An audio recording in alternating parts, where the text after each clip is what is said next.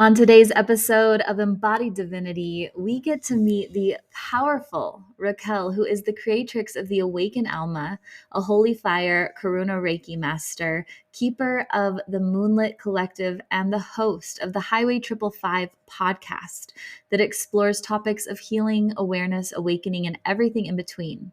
She is a lover of dark chocolate, rainy days, and astral traveling. She currently resides in Salem, Oregon. And you can find all the links to connect with her below this episode as we dive in today to the power of intentions behind some powerful energetic tools like crystals, Reiki, and the beliefs we carry with us on this spiritual journey. I hope you enjoy. Hello, everyone, and welcome to this week's episode of Embodied Divinity. I am so excited to introduce you all to our beautiful featured guest today. Raquel is the powerful woman sitting in front of me. So I'm gonna start you off with the question we ask every guest when they start. How did you become the woman that is here today sharing these beautiful gifts with us? My journey began about 6 or 7 years ago. Originally, I was raised in a very strict conservative Christian household, and I always just felt out of place in the church, in the religious scene. And I did get really heavily involved as a worship leader in a church a few years ago. And music has always been like a huge passion of mine. So I was like, okay, maybe I'll feel at home if I'm doing something musical. So I was a worship leader for a couple years, but I still felt like there was a missing link somewhere. And around that time, I started kind of getting interested in like crystals and astrology, but I kind of kept it hush hush because in the church, that's a little taboo. So then once I left the church, it happened around the time that I moved to Texas a couple years ago. I'm originally from Oregon, born and raised here. And then I moved to Texas because my man was in the military. And once I got there, it was completely out of my comfort zone. I had no direction. I had no friends. I didn't know anybody there except him. And it forced me to go inward and discover like who I was on a soul level, not just on a human surface. And since then, my journey just kind of took off. Like it was just one thing after another. And I always say this, I say this on my own podcast too. Like when you present yourself as a student in the universe, willing to learn, wanting to learn, eager to learn, everything you need is going to come straight to you. So I was in Texas and I was honestly a bit depressed because I was just so lonely and I felt like I had no direction. I wasn't plugged into a church or anything.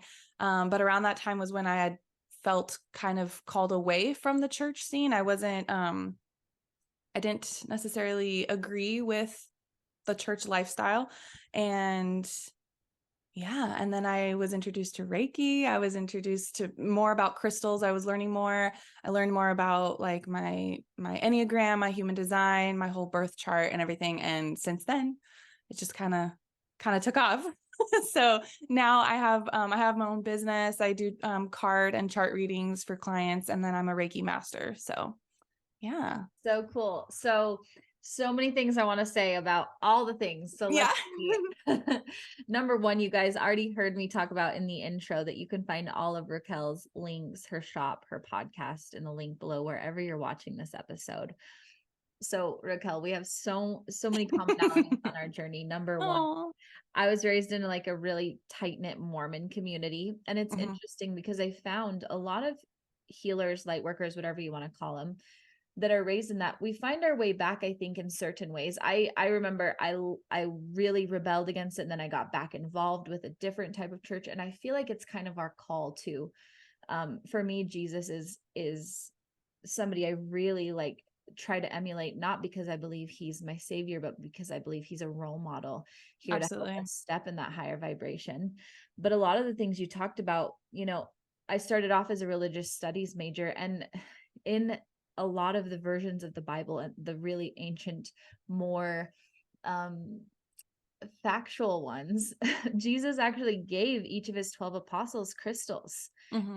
And I think that society has turned so many things that we were given as these tools of power into things that are to be oppressed because they want to keep us away from our spirituality and our power, right? Mm-hmm. Whether it's Absolutely. plant medicine or crystals or the ability to heal the way Jesus did, not because he's our savior, but because he had faith, because he Mm-hmm. believed in that higher power.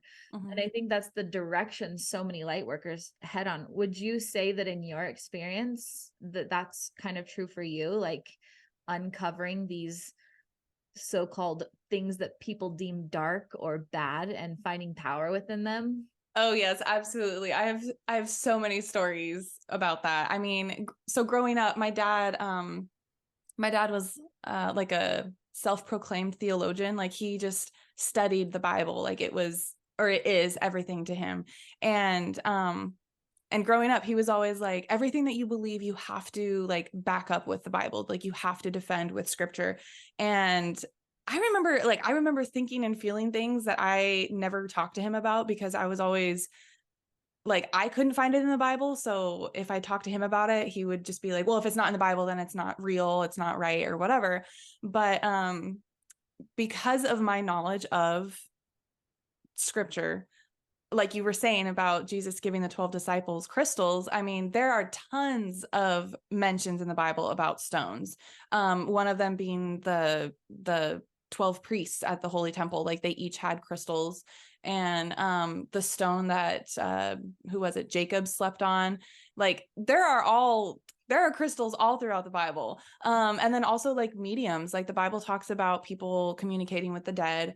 Um, and herbs. Yeah, I mean, like the stars, like the wise men found Jesus through a star in the sky that because they studied charts, they knew that that thing was unusual. So, yeah, absolutely. I mean, like there have been so many times where I'm just like, okay, people think that this is weird, but it really is in the Bible. So if you believe the Bible, then why is this so hard for you to like comprehend? But yeah, to each their own in their own journey in their own time.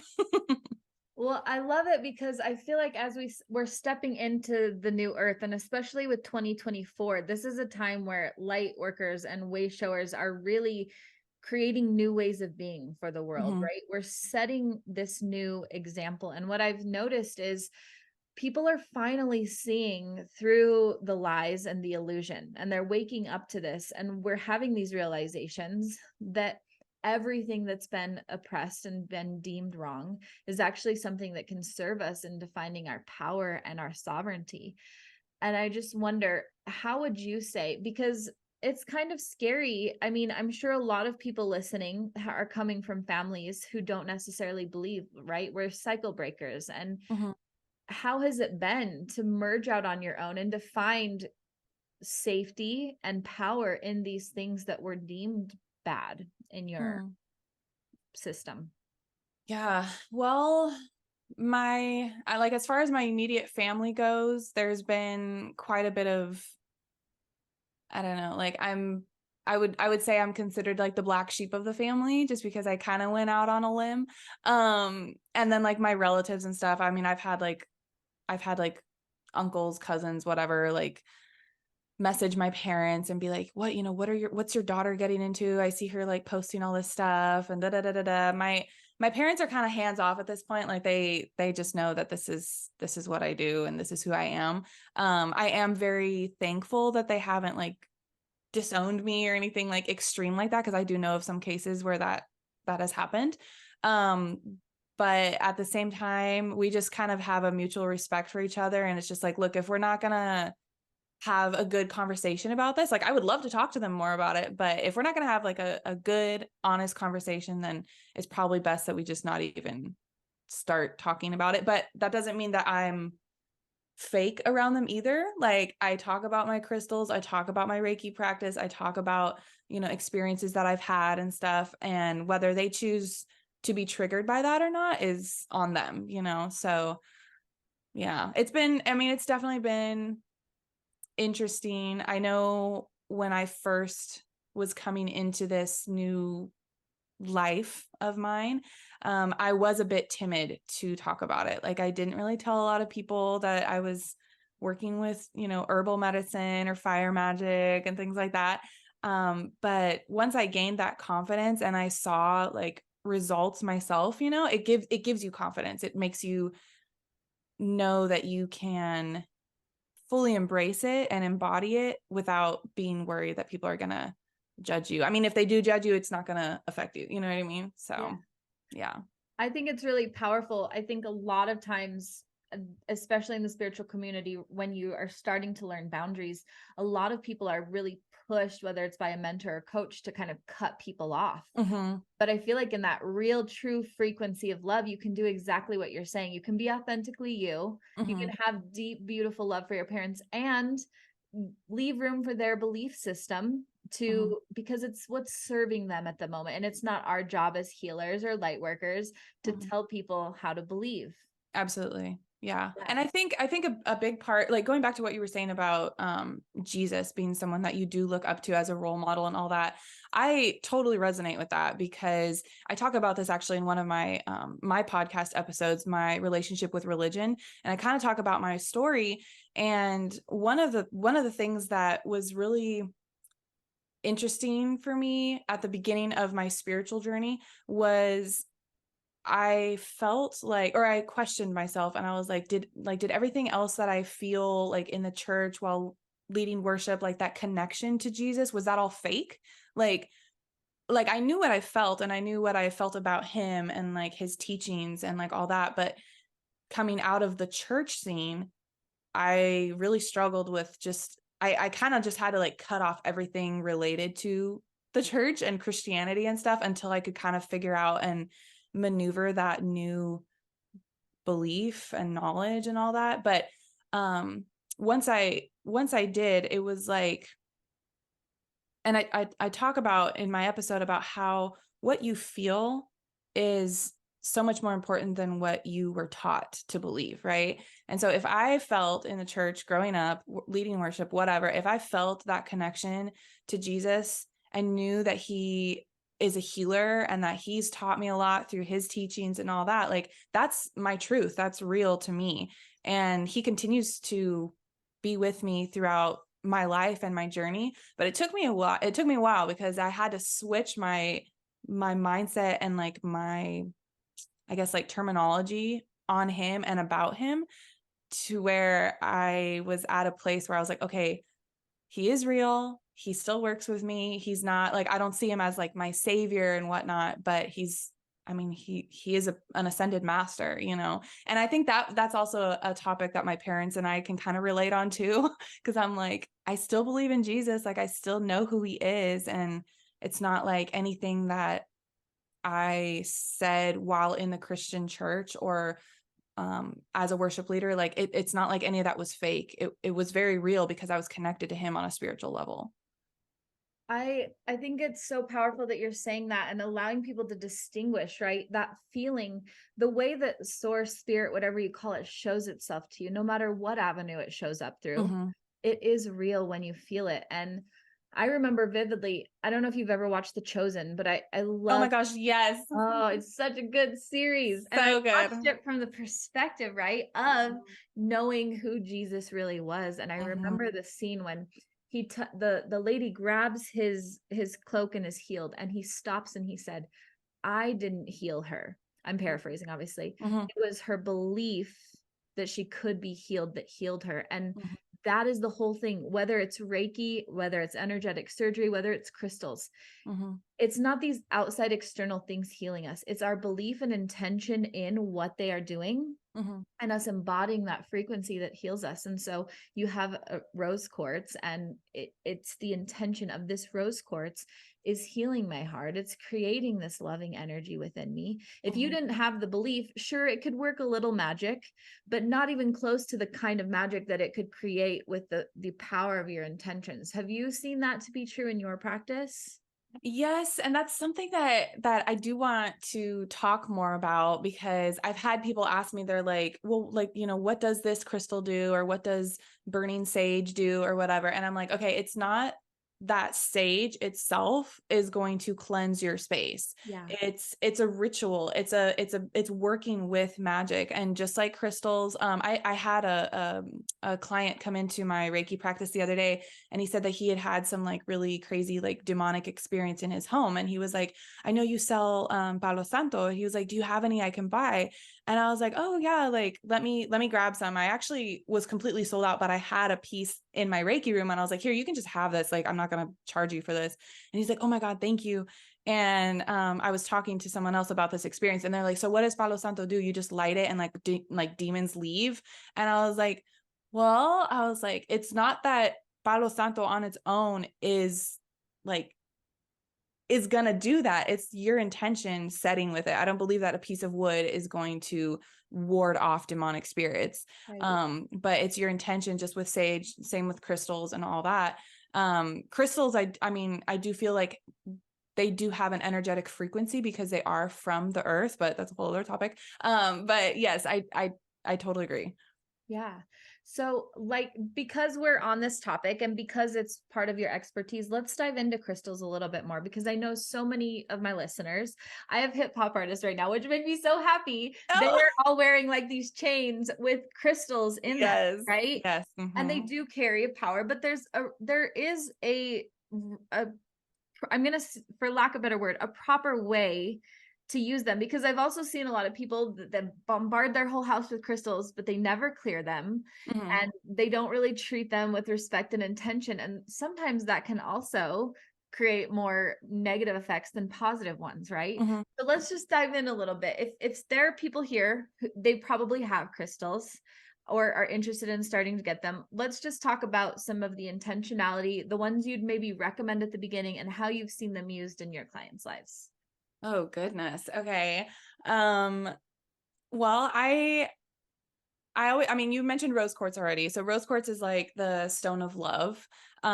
It's really good for like your heart chakra energy. I just worked with a client recently who in Reiki, and I was working over her heart space, and I just felt like it was just empty. Like there was nothing there. Like it just felt so like she needed love, and she didn't feel that in her day-to-day life. And I have this big chunk of rose quartz, it's about this big, and I don't usually place stones that big on clients. Like I'll usually have them hold like palm stones or like have little ones.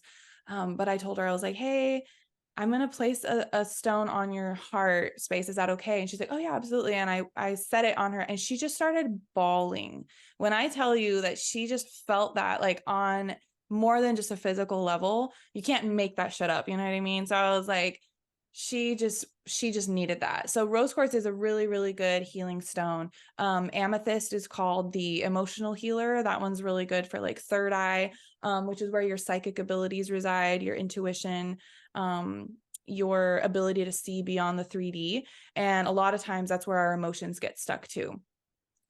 Depending on, I mean, I always say, depending on what space in a person's body I feel needs that balance, I usually recommend a crystal depending on that.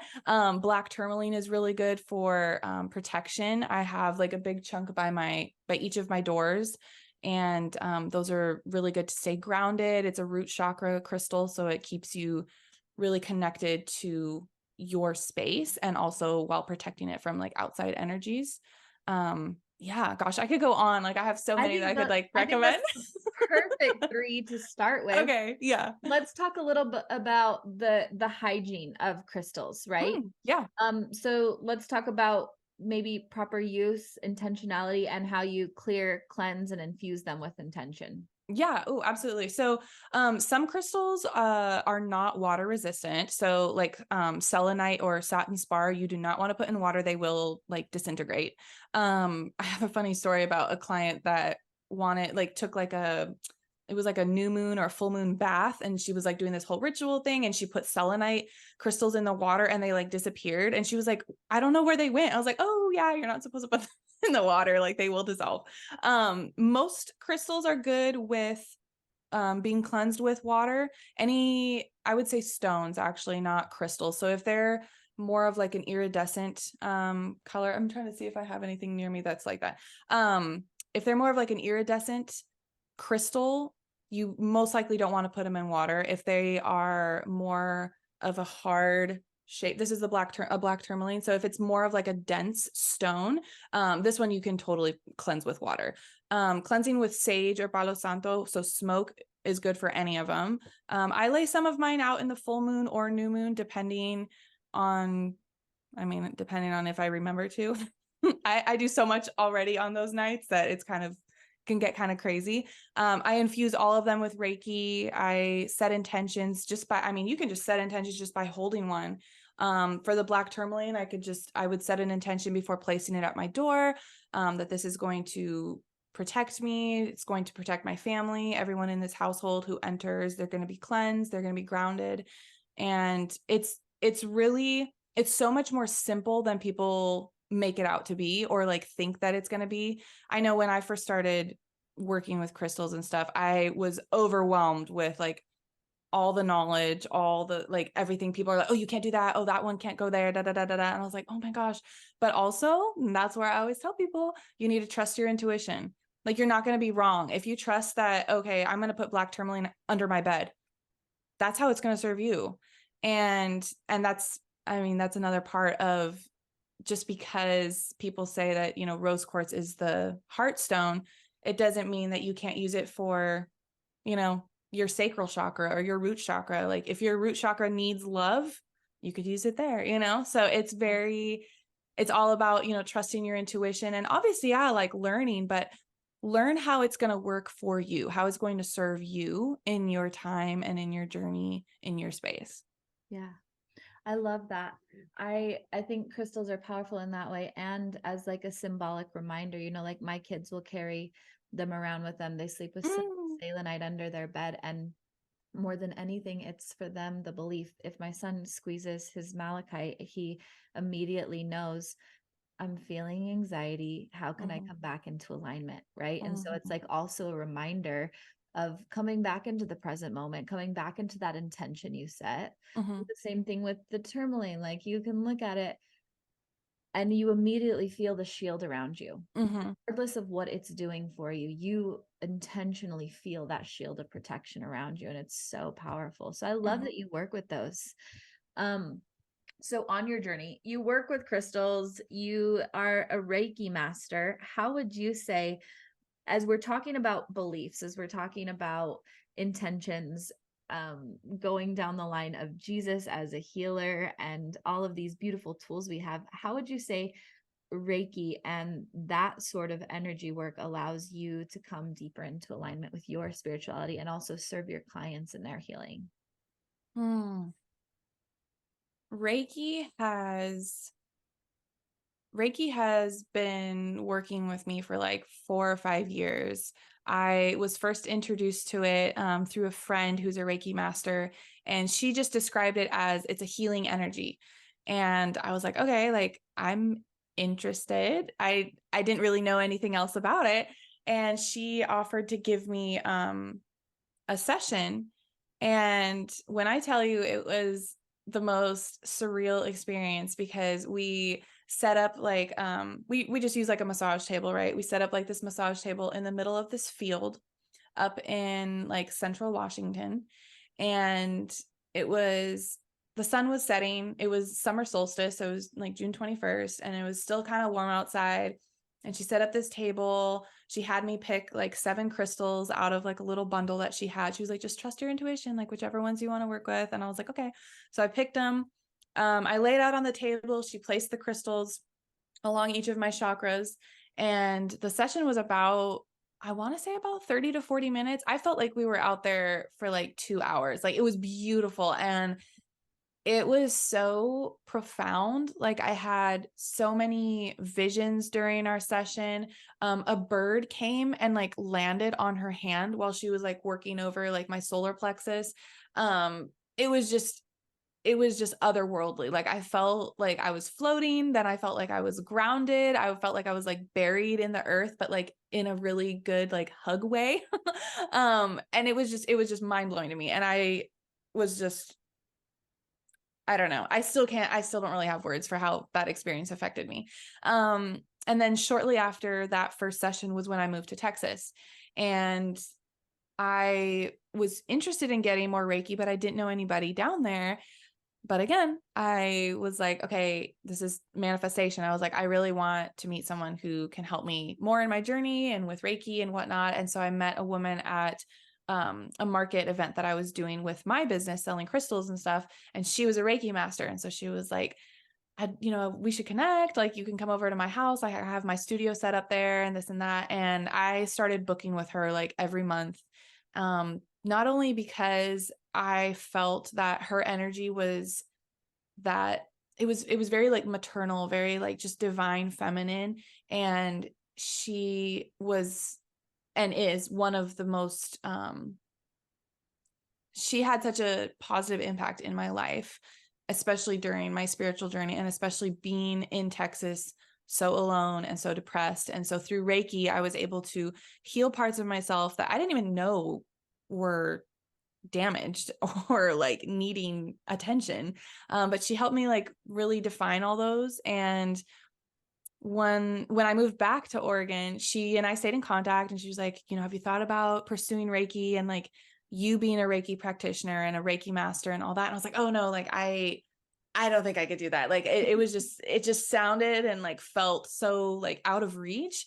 Almost like I didn't feel like I was worthy. Um, and I told her that, and she's like, okay, well, that's something that you need to work on, because she was like, you're limiting yourself, like if this is something that you feel called to, not just to receive, but to learn about and to start giving, like don't let your insecurity, keep you from that. And so I moved back to Oregon in March of 2021 and 22, 22 and March. And then like literally like my birthday's in April, and in April I was like, you know what, I'm gonna look and see if there's anybody teaching Reiki in my area. So I literally just Googled Reiki classes, and I found this woman 10 minutes down the street from me, and she was just getting ready to start a Reiki 1 and 2 level certification. And she was like, yeah, we'd love to have you, this and that. Like the class is like $500. And mind you, I just moved from Texas. So I didn't have money for that. I was like, we put everything into traveling and like moving here and getting our house and all that. So I was like, dang it. Okay. I was like, if it's meant to be, the universe is going to provide, And I had just started working at the wellness center where I also have my Reiki practice.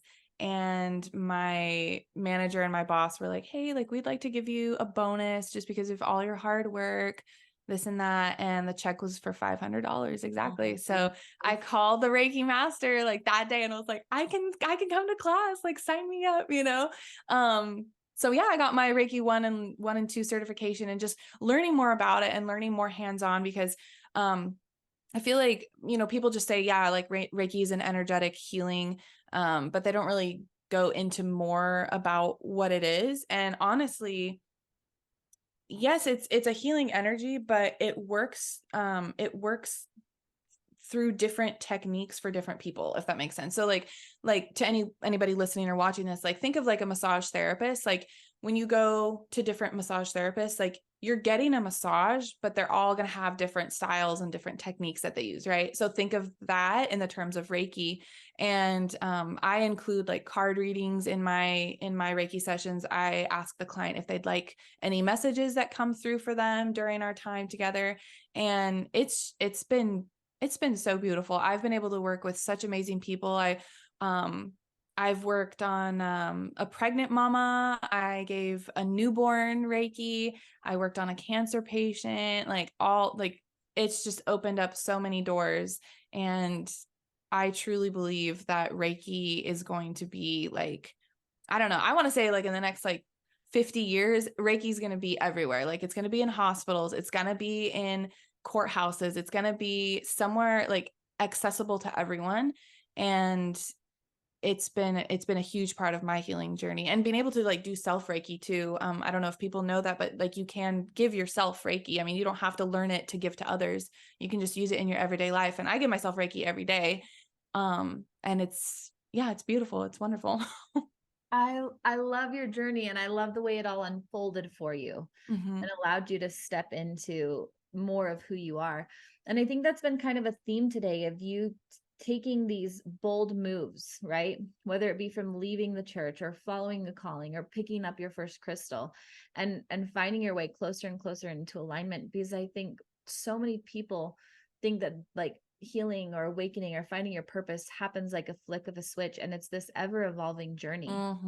Yeah. So as we wrap up today, I would love for you to share anything that just comes from your heart that you feel this community maybe needs to hear in regards to their own leaps of faith and spiritual journey.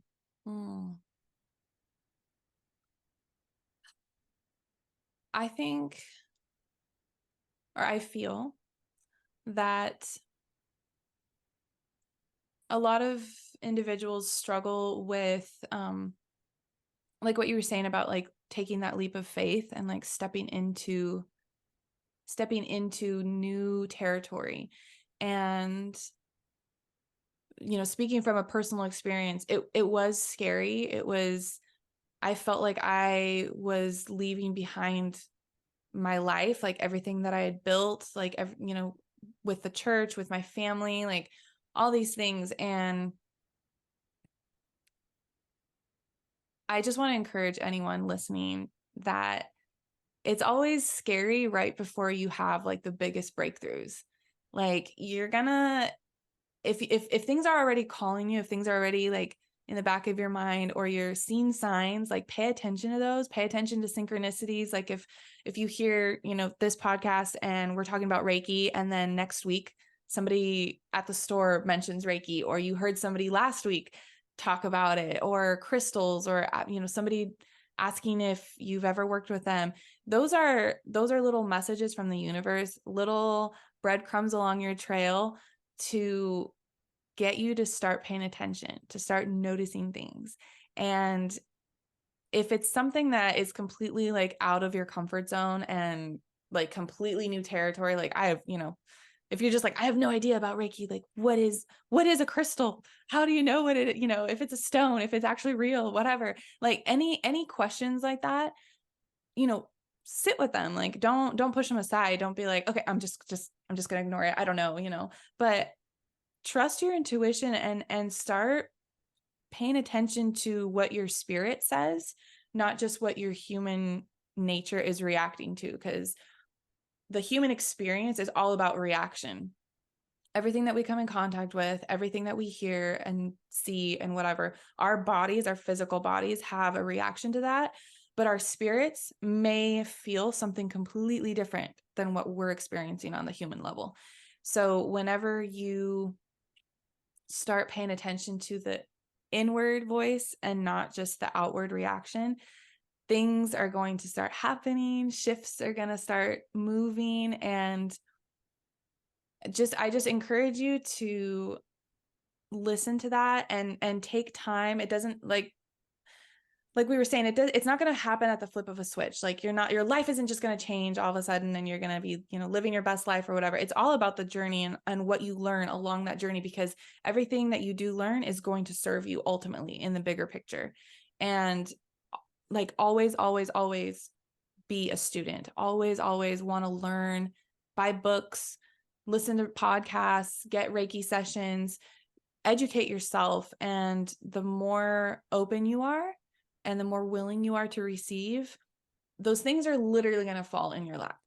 And that goes hand in hand with the signs and the synchronicities. Like people are going to come into your life that you didn't know existed before that day, and they're going to be like, oh, I can teach you all about this, or hey, I know somebody who, you know, can show you where to go here for that, and da da da da. You know, it's just going to be like this domino effect once you start listening to the spiritual and the energetic frequencies.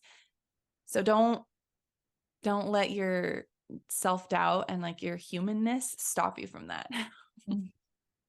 So powerful, and such a beautiful reminder, I think, to follow.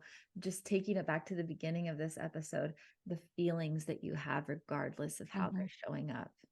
It's been so beautiful to have you here today, Raquel. And like I said at the beginning, you guys can find her podcast link, the link to her website and store, and all about her in the links below wherever you're watching this. Thank you again, Raquel. And for everyone listening, as always, breathe deep and plan on miracles.